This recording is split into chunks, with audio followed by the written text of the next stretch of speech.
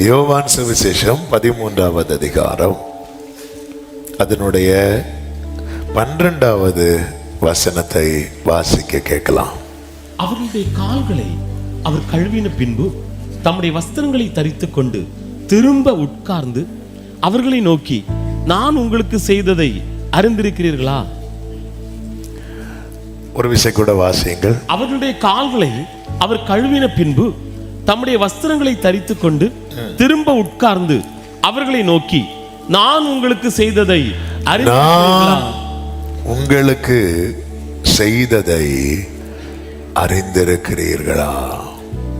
நான் உங்களுக்கு என்ன செஞ்சேன்னு நீங்க பார்த்திருக்கிறீங்களா? தேவ பிள்ளைகளே, தேவன் நமக்கு செய்ததை நாம் அறிந்திருக்க வேண்டியது அவசியமாயிருக்கிறது. தேவன் நமக்கு செய்தது, கர்த்தர் எனக்காக யாவையும் செய்து முடிப்பார் என்று நம்ம சொல்றோம். ஆனா கர்த்தர் நமக்கு செய்தது நம்ம நினைவுல ஓங்கி இருக்கிறதா? ஆமென்.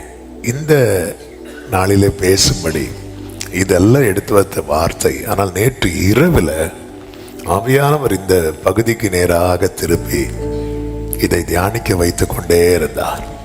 நான் உங்களுக்கு செய்தது. நம் ஆண்டவர் சமூகத்தில் அதிகமாய் நினைவு கூற வேண்டியது என்ன அப்படின்னா, அதிகமாய் என்று சொல்வதை விட நாம் எப்பொழுதுமே நினைவு கூற வேண்டியது கர்த்தர் நமக்கு செய்தது. நாம் ஆராதனை வேளையில பாடினோமே, என் மீது அன்பு கூர்ந்து பலியானீர் சிலுவையினால. அந்த உலக சிநேகம் என்பது நம்மிடத்தில் உள்ளதை பறிப்பதற்கான சிநேகமாய்தான் இருக்கும். நம்ம கிட்ட ஒண்ணுமே இல்லைன்னு வைங்களேன், இந்த உலக சிநேகம்லாம் ஈஸியா காணாம போயிடும். நம்மளால இனி இவங்களுக்கு எந்த பிரயோஜனமும் இல்லை என்கிற நிலைமை வரும்போது அநேக உலக உறவுகள், உலக சிநேகங்கள் எல்லாம் அப்படி மறைந்து போயிடும், காணாமலே போயிடும். நாட் ரீச்சபிள்னு வரும், ரீச் பண்ணவே முடியாது. ஆமே, பிரசிடெண்ட்டை கூட பார்த்துடலாம், இவங்களை பார்த்துட முடியாது. ஆமா, இந்த ஏரியாவில் வரோன்னா அவங்க இன்னொரு ஏரியாவுக்கு போயிடுவாங்க. ஆமா, சர்ச்சை கூட மாத்திடுவாங்க. ஹல்லேலூயா, ரீச். ஏன்னா இவங்களால நமக்கு எந்த பிரயோஜனம் இல்லை. ஆனால் உன்னத அன்பு, அந்த அன்பை குறித்து சொல்லப்பட்டிருக்கிறது. அது நம்மிடத்திலிருந்து பறிக்கிற அன்பல்ல, தம்மையே நமக்காய் கொடுத்த அன்பு. ஹல்லேலூயா. நான் உங்களுக்கு செய்ததை அறிந்திருக்கிறீர்களா? தேவன் நமக்கு செய்தது. இந்த யோவான் 13வது அதிகாரத்திலிருந்து 5 காரியங்களை இந்த நாளிலே நாம் கேட்க போகிறோம். கர்த்தர் நமக்கு செய்த காரியங்கள்.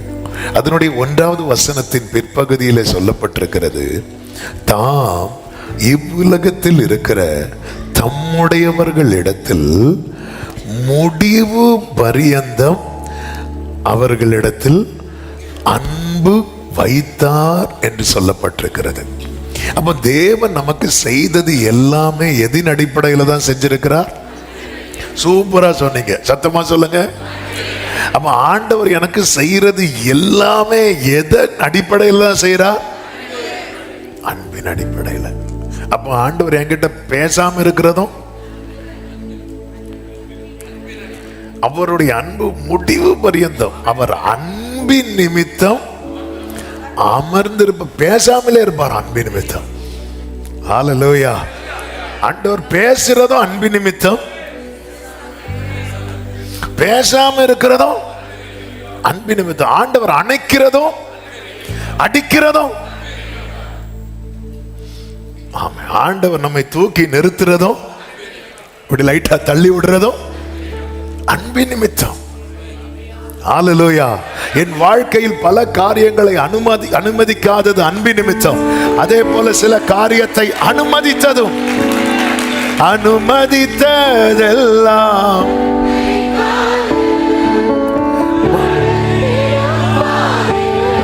நன்மைக்காக, அனுமதித்ததெல்லாம்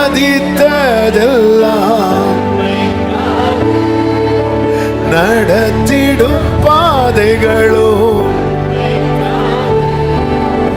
அதினதின் காலத்தில் எனக்கான யாவும் செய்து முடிப்பே.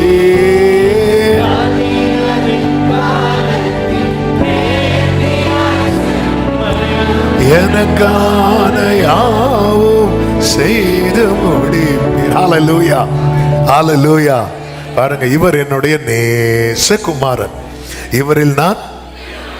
அவர் ஏன் இப்படி சொன்னார் தெரியுமா? அவன் இந்த பாசம் வார்த்தையா எப்போ வரும் அப்படின்னா ஓவர்ஃப்ளோ ஆகும்போது, அது உள்ள அடக்கி வைக்க முடியாம ஓவர்ஃப்ளோ ஆகும்போது அது வார்த்தையா வரும். நிறைய பேருக்கு கவிதையா வரும், கேட்க சகிக்காது. இருந்தாலும் அது அப்படி பாட்டா வரும். அது ஓவர்ஃப்ளோ ஆகும்போது.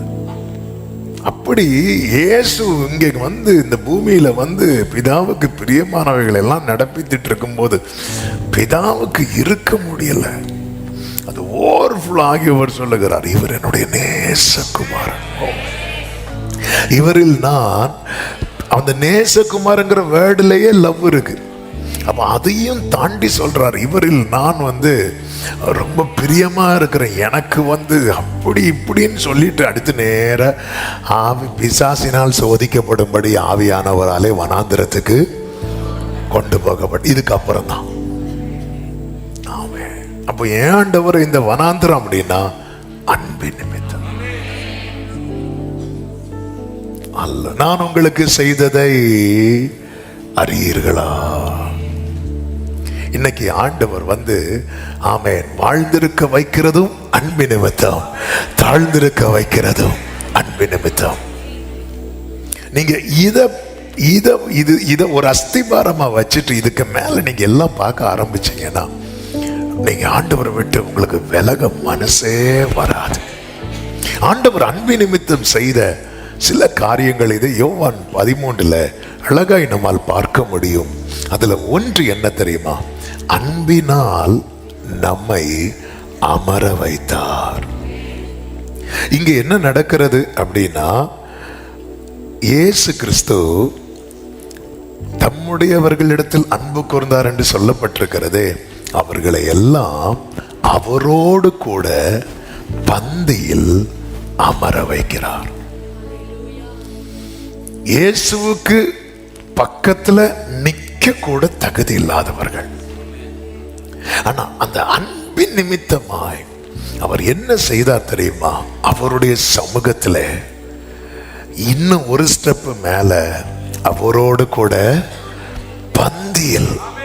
மத்தேயு சுவிசேஷம் 26வது அதிகாரம் அதனுடைய 20வது வசனத்தில் இப்படி சொல்லப்பட்டிருக்கிறது, வாசியுங்கள். சாயங்காலமான போது பன்னிருவரோடும் கூட அவர் பந்தி இருந்தார். பன்னிருவர் கூட, அதாவது பைபிள் அந்த ஒவ்வொரு வேர்ட் பை வேர்டா பார்க்கும்போது அவன் நம்மளுக்கு சீக்கிரம் எல்லாம் பைபிள் படிச்சு முடிக்க முடியாது. அவன் இன்னைக்கு இந்த அத்தனை அதிகாரம் படிக்கணும்னு சொல்லிட்டு படிப்போம். ஆனா அந்த நம்மளை அப்படிதான் ஆவியாளர் பார்க்க வைக்கிற அந்த கூட கூட நம்ம கூட எத்தனை பேர் இருக்க விரும்புறாங்க? நம்ம கூட நம்ம ஃப்ரெண்ட்ல இருக்கிறோம்னா பின்னாடி போய் இருக்கிறவங்களும் இருப்பாங்க. ஹல்லேலூயா. நம்ம கூட எத்தனை பேர் இருக்க விரும்புறாங்க? அவன் கூடவே இருக்கிறவர். அப்ப என்னை தேவன் இன்னைக்கு தேவ சமூகத்தில் அமர்ந்திருக்கிற சிறியோர் முதல் பெரியோர் வர, ஊழியர் முதல் விசுவாசிங்க வர, ஆமே ரட்சிக்கப்பட்டவங்க ரட்சிக்கப்படாதவங்க எல்லாரும் தான் சர்ச்சுக்கு வராங்க. ஹல்லேலூயா. எல்லாரும் ஒரு சத்தியத்தை அறிந்து கொள்ளுங்கள்.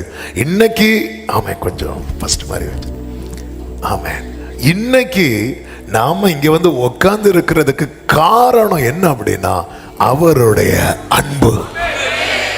அவருடைய அன்பு என்னை அவர் சமூகத்திலே அமர வைத்திருக்கிறது. அவருடைய நேசம் என்னை அவரோடு கூட பந்தி இருக்க. ஒரு சத்தியத்தை கேளுங்கள், இங்கே பந்தியில் யார் இருக்கிறார்களோ அவர்கள்தான் அங்கே அவரோடு கூட. இதே மத்தேயு 26:29 சொல்லப்பட்டிருக்கிறது. ஆமென், வாசியுங்கள். இது முதல் இந்த திராட்சைப்பழ ரசத்தை நவமானதாய் உங்களோட கூட என் பிதாவின் ராஜ்யத்திலே நான் பானம் பண்ணும் நாள் வரைக்கும் இதை பானம் பண்ணுவதில்லை என்று பிதாவின் ராஜ்யத்திலே. அப்ப இங்கே அவரோடு கூட பந்தி இருக்கிறவர்களுக்கு கர்த்தர் கொடுக்கிற பிராமிஸ் என்னன்னா, பிதாவின் ராஜ்யத்துல நான் உங்க கூட இதே போல பானம் பண்ணுவேன். ஹல்லேலூயா. எனவேதான் ஒரு தேவ பிள்ளை என்னைக்குமே எதை அசட்டை பண்ணவே கூடாது தெரியுமா? கர்த்தருடைய பந்தி அசட்டை பண்ணக்கூடாது. சிலர் அசட்டை பண்ணுவாங்க பாருங்க, கர்த்தருடைய பந்தி அசட்டை பண்ணுவாங்க. ஏன்? ஆட்டோ வெயிட் பண்ண மாட்டான், பெயரும் ஆமே, இன்னொரு இடத்துக்கு பெயரணும். ஆமே, அடுத்து சொல்லுவாங்க எனக்கு இன்னால பிடிக்கல.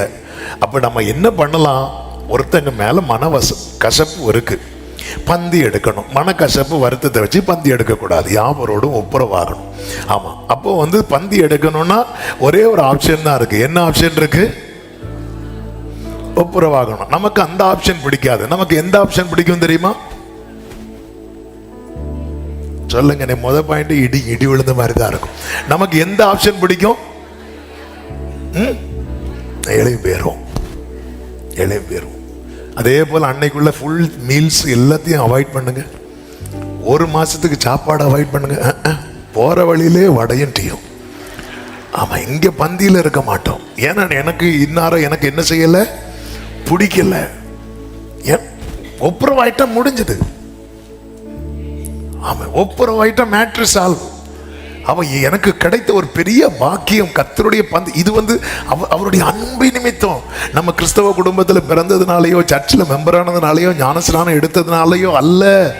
என்னைக்குமே இதை புரிந்து கொள்ள வேண்டும். எனக்கு வசதி இருக்கு, நான் சர்ச்சு பக்கத்தில் இருக்கிறேன், அல்லது இந்த சர்ச்சில் மெம்பரா இருக்கிறேன், அப்படியெல்லாம் ஒரு நாள் கூட நினைக்கவே கூடாது.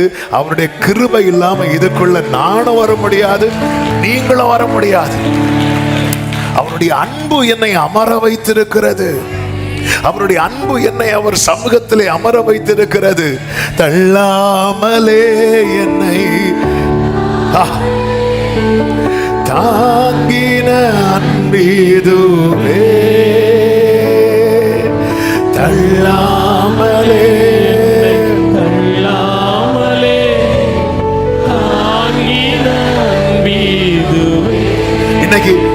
இன்னைக்கு நாம டிசைட் பண்றது மாதிரி நம்மளை வச்சுக்கிட்டோம். இன்னைக்கு போகணுமா வேண்டாமா? இன்னைக்கு வேண்டாம், நாளைக்கு போய்க்கலாம், இந்த வாட்டி வேண்டாம். காலையில் எழும்போது எனக்கு ஒரு லீடிங் இல்லை. லீடிங் என்ன லீடிங்? கொஞ்ச நேரம் கூட தூங்கணும். லீடிங் இல்லை, ஏவுதல் இல்லை. இன்னைக்கு போகணுமா, இன்னைக்கு வேண்டாம். என்னைக்குமே அவருடைய அன்பு என்னை அமர வைத்திருக்கிறது. யோசேப்பின் சகோதரர்கள், யோசேப்பு கொஞ்சம் கடினமா நடத்துறாரு. நீங்க போய் இன்னொரு சகோதரன் இருக்கிறான்னு சொன்னீங்கல்ல, அவனை கூட்டிட்டு வந்தாதான் உங்களை நம்புவேன். அது வரைக்கும் இந்த சிமியோன் இங்கே தான் இருப்பான்னு சொல்லிட்டு சிமியோனை கட்டி வச்சுட்டு இவங்க எல்லாம் விட்டாச்சு. இவங்க போறாங்க. யாரை கூட்டிட்டு வராங்க அப்படின்னா, பென்யமீனை கூட்டிட்டு வராங்க. பைபிள் சொல்லுகிறது, ஆதியாகமம் 43வது அதிகாரம் அதனுடைய 30வது வசனத்திலே இப்படி சொல்லப்பட்டிருக்கிறது, யோசேப்பின் உள்ளம் தன் சகோதரனுக்காக பொங்கினபடியா glory. இந்த லவ் ஓவர்ஃப்ளோ ஆகுது பாருங்க, உள்ளம் பொங்குது. இதனுடைய ரிசல்ட் தான் அப்படியே 33வது வசனம் வாசிங்கள். அவனுக்கு முன்பாக மூத்தவன் முதல் இளையவன் வரைக்கும் அவன் வயதின்படியே அவர்களை உட்கார வைத்தார்கள். ஹல்லேலூயா. ஓ, அன்பினால உள்ளம் என்ன செய்யுது? பொங்குது. அந்த பொங்கினது நிமித்தமாய் சகோதரர்கள் எல்லாரையும் அவன் வரிசையில யோசேப்போடு கூட பந்தியில அப்படி உட்கார வைக்கிறாங்க. ஆண்டவர், நான் எங்க கிடந்தவன்பா, எப்படி இருந்தவன்பா, இன்னைக்கு என்ன நீங்க இங்க கொண்டு வந்து உட்கார வைக்கிறதுக்கு காரணம் என்னப்பானா? என்ன கேட்டா சொல்லுவேன், என்ன பார்த்ததும் அவருடைய உள்ளம் எப்படி பென்யமீனை பார்த்து யோசேப்பின் உள்ளம் பொங்கினதோ அதே போல இல்ல, அதற்கு மேலாக என்னை பார்த்து அவருடைய உள்ளம் பொங்குது. ஹalleluya. அந்த அந்த அந்த பொங்கி அந்த பொங்கல், இந்த வாரம் நம்ம பொங்கல், அந்த அந்த அந்த அந்த பொங்குது பாருங்க, அப்படியே தூக்கி கொண்டு வச்சுட்டார், அப்படியே வச்சுட்டார். நம்ம எப்படி இருந்தோம் ஒரு 5 இயர்ஸ்க்கு முன்னாடி, ஒரு 10 இயர்ஸ் பேக் எப்படி இருந்தோம், எங்க கிடந்தோம்? ஆமே ஆமே. அந்த பயங்கரமான குழி, குழியில இல்ல, பயங்கரமான குழி, உளையான சேட்டுல இல்ல, அந்த அர்த்தம். ஆனா அவருடைய உள்ள என்ன செய்யுது தெரியுமா? பொங்குது. பொங்கி என்ன பண்றா? அப்படியே கை நீட்டி எடுத்து கண்மலை மேல நிறுத்தி அடிகளை உறுதிப்படுத்தி அன்பு நிமித்தம் என்னை அமர வைத்திருக்கிறார். அலைந்தேன் பல நாள் உம்மையோ அறியா, மறந்தே தீரிந்த கைகளை உயர்த்தி அழைத்தீ. பொங்குது அவருக்கு, பொங்குது அவருக்கு. இளையகுமாரன் வேலைக்காரங்க இருக்கிற இடத்துல ஒரு இடம் கேட்கறதுக்கு வரான். ஆனா அன்பு பொங்குது தகப்பனுக்கு. தகப்பன் எங்க கொண்டு வைக்கிறார் தெரியுமா? வீட்டுல அவனுக்கு ஒரு பந்தியை ஆயத்தப்படுத்தி அங்க அமர வைக்கிறார். இன்னைக்கு தேவ சமூகத்தில் அமர்ந்திருக்கிறவர்கள் ஒவ்வொருவரும் நினைக்கணும், என்ன நான் எப்படி இங்க வந்து உட்கார்ந்து இருக்கிறேன், நான் எப்படி இங்க வந்து உட்கார்ந்து இருக்கிறேன்? அவருடைய அன்பு என்னை அவர் சமூகத்தில் அமர வைத்திருக்கிறது. அவருடைய அன்பு, அதுவும் சாதாரண அன்பு அல்ல, பொங்கி வழிகிற அன்பு. இன்னைக்கு கர்த்தருடைய பந்தியில் இருக்க போகிறவர்கள் விசேஷமாய் ஆமென், நான் பாத்திரமான நான் இதற்கான பாத்திரன் அல்ல, இது கிருபை வேறொன்றுமில்ல. நான் இதற்கான பாத்திரம் அல்ல, ஆமென், இது கிருபை வேறொன்றுமில்ல. ஆமென். எபினேசரே, எபினேசரே, இந்நாள் வரை சுமந்தவரே. எபினேசரே, எபினேசரே, என் நிறைவா இருப்பவரே. நன்றி, நன்றி, நன்றி. இதயத்தில் சுமநீரே. அப்படியே அவர் பொங்குது, பொங்குது. அந்த பொங்குறதுனால அப்படி தூக்கி கொண்டு வச்சிட்டார். ஹalleluya. மோவாபில இருந்து பெத்லகேமுக்கு நகோமி வரும்போது அவளோடு கூட ஒருவள் கொண்டு வரப்பட்டாள். அவள் பெயர் தான் ரோத். யார் கண்லையாவது தய கிடைக்கும்னா நான் போய் கொஞ்சம் கதிரை பொறுக்கிட்டு வரேன் அப்படி சொல்லி போகும்போது ஒரு வயல் நிலம் அவளுக்காக ஓப்பன் ஆகுது. அதுக்குள்ள அவ என்டராகிறான், யாருமே தடுக்கல. ஆமென். மோவாபிய ஸ்திரீ பார்த்த உடனே தெரியும், பார்த்த உடனே தெரியும். ஆமென். ஹalleluya. வெளியூர்ல வேற ஜாதி, வேற, அதாவது 10ஆம் தலைமுறை ஆனாலும் சாபம் நீங்காதது பார்த்த உடனே தெரியும். ஆமென். ஆனாலும் அவளுக்கு முன்னாடி டோர் அடைக்கப்படலை. இதுதான் கிருபை. ஹalleluya. பரிசேயன் சீமோன் வீட்டுல இயேசு பந்தி இருக்கும் போது பாவியாகிய ஸ்திரீ வீட்டுக்குள்ள வர. ஏன் தெரியுமா? அவளுக்கு டோர் அடைக்கப்படலை. உள்ள யார் இருக்கிறா தெரியுமா?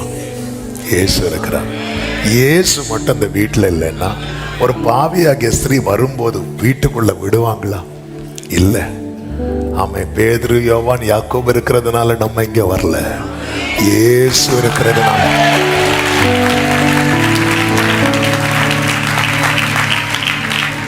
அதனாலதான் நம்ம லைஃபோட காரணரே யாரு தெரியுமா? ஜீசஸ்.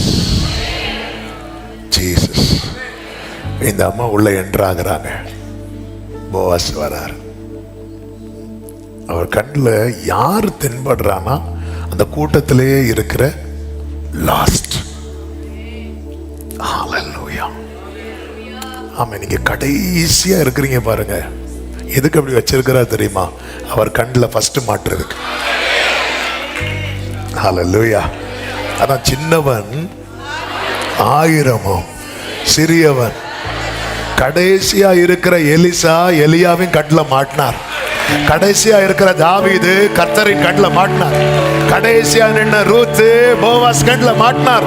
உங்களை கடைசியா வச்சிருக்கிறது உங்களை தள்ளுறது கல்ல. ஆமென். ஆண்டவரே, எல்லாத்துலயும் நான் தான் லாஸ்ட் வரேன். நீ வெயிட் பண்ணு, ஃபர்ஸ்ட் வருவேன். ஹல்லேலூயா. ஆண்டவரே, என் குடும்பத்துல நான் தான்ப்பா கடைசி. வசதியில் பார்த்தா கடைசி, படிப்புல பார்த்தா கடைசி, திறமையில பார்த்தா கடைசி, எல்லாத்துலயும் கடைசி சொல்லும் போது போவாஸ் வந்து சொல்லுவார், இவன் யாரு? ஆமென். ஹல்லேலூயா. அதனால தான் உலக கணக்கு வேற, அவருடைய கணக்கு வேற. உலக ரேங்க் வேற, அவருடைய ரேங்க் வேற. ஹல்லேலூயா. யாராவது அப்படி ஃபீல் பண்ணிட்டு இதை கேட்டுக்கொண்டிருக்கிறீர்களா? அவருடைய கண்கள் உங்க மேல நோக்கமா இருக்கிறது.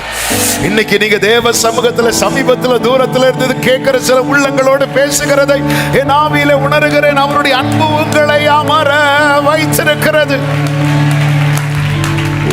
அதனால ஒரு பாட்டு உண்டுல, எனக்கு சரியா தெரியாது, எந்த நிலையில் நான் இருந்தாலோ, தெரியுமா ஜஸ்ட், என்னை வெறுக்காதவர் என் இயேசு ஒருவரே, என் தேவன் நடுவரே. ஆமென். நிறைய வித்தியாசமா கேட்குது. Okay, right. ஹல்லேலூயா.